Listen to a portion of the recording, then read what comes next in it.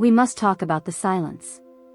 Not the comfortable quiet of two people reading side by side, anchored by years of shared history. That silence is a testament to trust. It is the sound of peace. We are speaking instead of the heavy silence. The one that settles like dust in the unused spaces of the house, and in the unused spaces of the heart. It is the moment when shared silence becomes indistinguishable from emotional distance. This shift rarely happens in a dramatic instant. It is the slow, quiet erosion of curiosity. You stop asking questions because you believe you already know the answers. You assume familiarity is the same as knowledge. But the person you married 10 years ago is gone. They have been replaced by the person molded by the last decade of logistics, losses, and small, unshared triumphs. If you are not actively interested in who they are now, you are loving a memory, not a partner. This is where the emptiness begins. It is often described as a lack of communication, but that is too simple. You communicate constantly about the schedule, the bills, the children's appointments. You are excellent co-managers of a complex life. But the moment communication becomes purely functional, the connection begins to starve. You start to feel that you are merely roommates bound by contract, rather than two souls choosing to meet each other daily. Many people reach this point and mistake the profound loneliness for a flaw in their partner, or worse, a flaw in themselves. They feel an unbearable weight in the relationship, a heaviness of obligation. Some authors explain this phenomenon as the burden of the known, the loss of lightness that comes when all mystery has been stripped away. When this internal vacuum appears, the human impulse is to seek vitality elsewhere. It is crucial to understand that the sudden attraction to a third person is not necessarily a failure of character. It is often a desperate cry for aliveness. When you look outside the relationship, you are not always looking for a better partner. You are frequently looking for a different you. You are looking for the version of yourself that feels seen, that feels desired, that is still capable of surprise and adventure. The external person merely acts as the mirror reflecting that lost self back to you. The longing you feel is not fundamentally for the new person. It is for the feeling of existing powerfully again. The relationship has become so safe, so predictable, that it has eliminated the very element required for desire, risk. Desire needs a certain space, a certain emotional distance, to breathe. It requires you to see your partner not as an extension of yourself, but as a separate, slightly mysterious entity that you must actively pursue. When the relationship is defined by complete merging, by the blurring of boundaries and the elimination of privacy, you gain comfort, but you sacrifice passion. You become entirely known, and therefore, entirely predictable. It is a common error to confuse deep attachment with passionate connection. Attachment provides security. It is the feeling that someone will be there to catch you when you fall. Connection is the feeling that someone sees you clearly while you are standing, challenging you to be more. We are wired for attachment, but we often long for connection. When you feel emotionally famished within the marriage, you start to confuse desire with neediness. Neediness is the demand that the other person fill the gap you feel inside. It is heavy, and it repels. It forces the partner to become a caregiver, which is the fastest way to extinguish attraction. True desire, however, is the longing to share your fullness, not your emptiness. It is the recognition of autonomy. You are attracted to someone who stands on their own, not someone who relies on you for definition. In long marriages, we often stop presenting our full, autonomous selves. We present the tired, logistical self. We stop showing the parts of us that are still dreaming, still evolving, still vulnerable, because we assume those parts are no longer relevant to the shared contract. And so, the silence deepens. It is the sound of two people living parallel lives, convinced they know everything about the person sleeping beside them, yet knowing nothing of the inner landscape they inhabit now. The drift is silent. The correction must be intentional. You cannot fix the distance by simply scheduling a date night. That addresses the symptom, not the cause. You must address the fundamental lack of emotional risk, the failure to reintroduce curiosity. To bridge the gap, you must stop managing the shared life and start exploring the individual lives again. You must invite the mystery back into the room. This requires a difficult conversation, one that begins not with accusation, but with radical honesty about the self.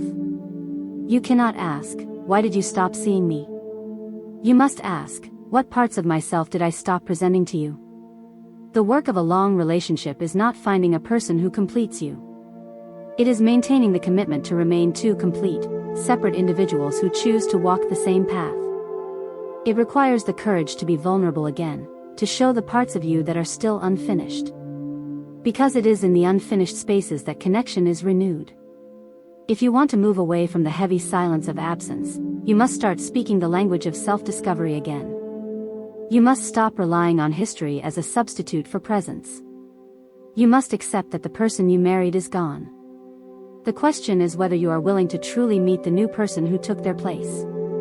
The challenge of meeting that new person is that it requires you to dismantle the system of safety you have both painstakingly built. You have constructed a life designed to minimize friction. You know which buttons not to push, which topics to avoid, and which roles to inhabit.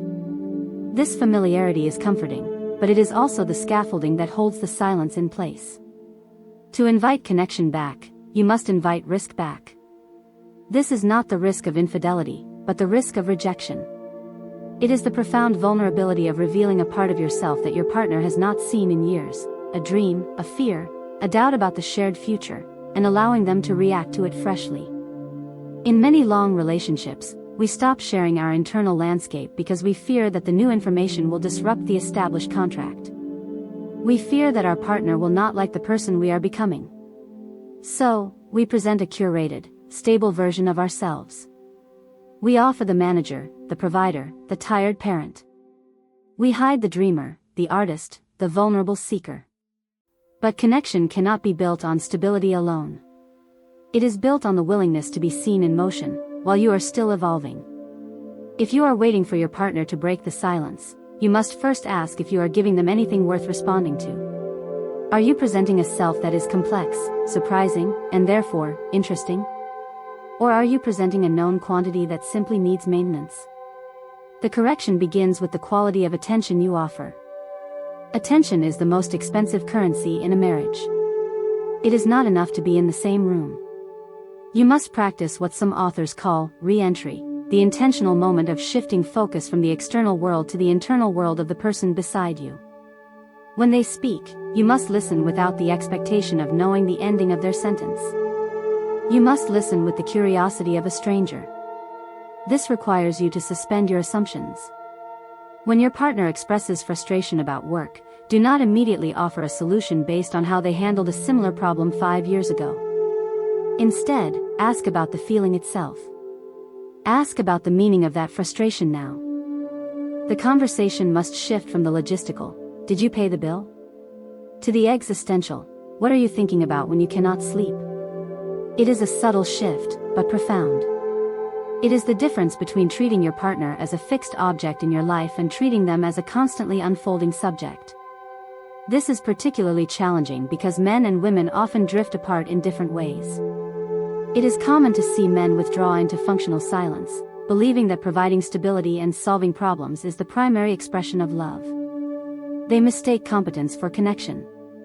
They become emotionally inaccessible not out of malice, but out of a deep-seated belief that their internal struggles are a burden, or that expressing vulnerability is a threat to their competence. Conversely, it is common to see women often seeking emotional proximity, interpreting functional silence as abandonment or indifference. They may express their need for connection through questions about the relationship state, which the partner often hears as criticism or a demand for emotional labor they feel incapable of providing. The man retreats further into silence, feeling inadequate. The woman leans in harder, feeling unseen. The distance widens, reinforced by different interpretations of the same need. To bridge this, both must accept the risk of miscommunication. The man must risk articulating his internal state, even if he feels it is messy or unresolved. He must understand that his partner does not require a solution, she requires access. The woman must risk creating the space for that vulnerability, ensuring that when he shares his incompleteness, she meets it with curiosity, not critique. She must differentiate between neediness and desire, allowing him to stand autonomous, rather than demanding that he merge completely to fill her emotional space. The goal is not relentless agreement. The goal is friction that generates heat, not just smoke. We must accept that desire requires a certain amount of emotional separation. You cannot desire what you already possess entirely. You must allow your partner to hold some part of themselves back, some space that remains private and slightly mysterious. This is the antidote to the burden of the known. The long marriage flourishes when both partners commit to being a perpetual puzzle to the other. This requires intentional effort, but it is not exhausting. It is vitalizing. When you stop managing a shared life and start exploring two distinct lives that occasionally intersect in profound ways, the heaviness lifts. You replace the weight of obligation with the lightness of choice. You are choosing to love the person who exists today, with all their new flaws and new potentials. The silence that settles in long relationships is not broken by grand declarations. It is broken by small, deliberate acts of emotional courage. It is broken by asking the question you assume you already know the answer to, and then, truly listening to the reply. The work of love is not to eliminate distance, but to manage it creatively. It is the continuous, quiet commitment to cross the space between two separate souls, every single day. That is how shared silence returns to being a testament to trust, rather than a measure of absence.